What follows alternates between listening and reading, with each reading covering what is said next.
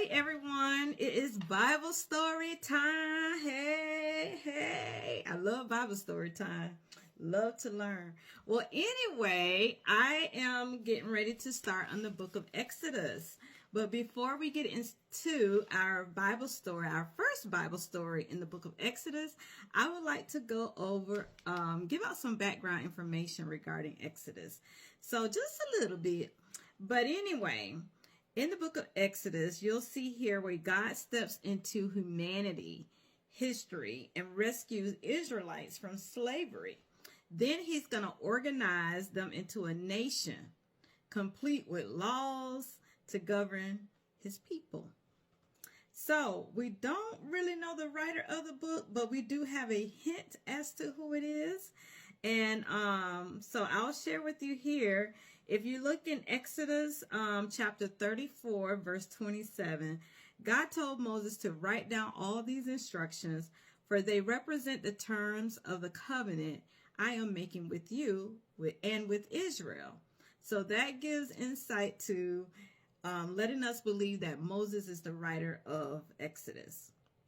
Clue number 2, if we look at Mark chapter 12, verse 26, Jesus called Exodus the writings of Moses. So go ahead and do your homework and look up those two scriptures in detail. Exodus may have taken place in the mid-1400 BC or 200 years later. And the location is Egypt. So without further ado, we're going to go ahead and jump into the story. So let's see here. The first thing we're going to go over is when we talk about the 7-year drought that happened in the land of Canaan, and the slaves followed Moses out of Egypt. So there's plenty of water along the Nile River, and Egypt's king has invited the family down since Jacob's son Joseph is one of the king's favorite officials. Reading too fast, slow down. 430 years later, Jacob's descendants are still there. Somewhere along the way, a new king has turned them into a slave race. They build cities. God sent Moses to free them, but Egypt's king, identified only by his title, Pharaoh, insists on keeping his slave labor. He releases them only after God, acting through Moses, hammers the Egyptian with 10 plagues, decimating their crops, herds, and families. Moses leads the Israelites out of Egypt on what becomes a 40-year journey home, y'all. Something that should have took maybe 40 days ended up being 40 years. During that time, God organizes the people into a nation. He gives them hundreds of laws, religious, civil laws, and criminal laws. So if y'all want to know how these laws came about, it goes way back.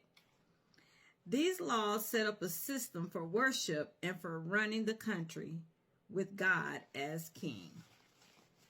So, the guest becomes slave. This is the first title of this Bible story. And please forgive me for wiping my eyes because I do have dry eyes, so which means they do get watery. It's the opposite. So the key scripture is going to be Exodus 1st chapter, verse 13 through 14, which reads, "The Egyptian worked the people of Israel without mercy. They made their lives bitter, forcing them to mix mortar and make bricks and do all the work in the fields." And keep in mind, y'all, I'm just doing Bible stories, even though there's a lot going on in the world today. But I'm just strictly doing Bible stories, so no pun intended. Jacob's extended family of 70 children and grandchildren overstayed their welcome in Egypt. The drought in Canaan ends. But Jacob's family doesn't go home. Instead, they keep grazing their flocks in Egypt's lush northeast pastures. Jacob dies, and so do all of his 12 sons. but they leave behind a fast-growing family. In time, perhaps after a century or more, a new Egyptian king realizes there are so many immigrants that they could take over his country. So he herds them into a slave labor force. They build at least 2 cities, Ramesses and Pithom. The king hopes that the brutal labor will wear them down and slow their surging birth rate.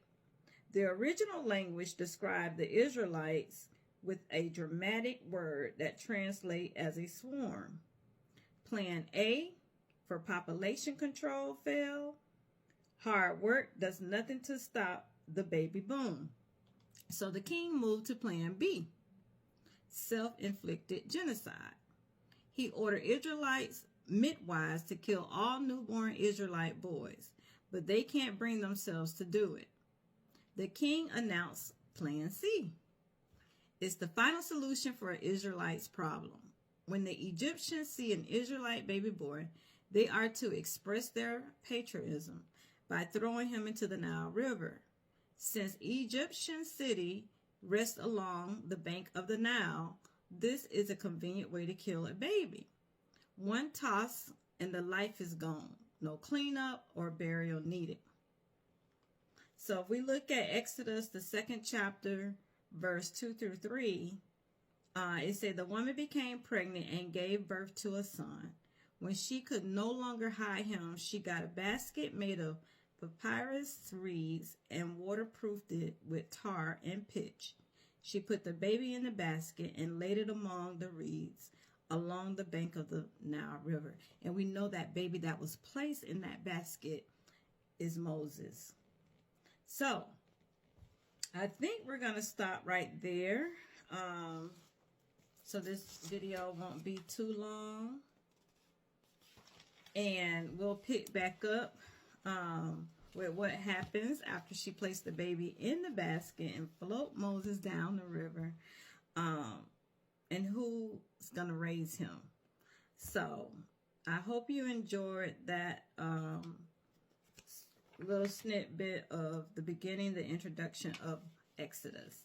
And thank you to those who have called me, texted me, and shared with me to keep the Bible stories coming, and to keep the devotion coming, because I didn't realize that many people was actually listening or actually going on my TikTok and watching. So I am truly encouraged. I do this outside of TikTok, but it's just so encouraging to get the feedback and hear that people are looking forward to these Bible stories and devotion. So I'll keep them coming. And again, have a happy new year. Love you all, and stay positive in 2024, and speak life to any situation that you want to see happen in 2024. Speak life to it and watch it manifest and come to life. Have a great day.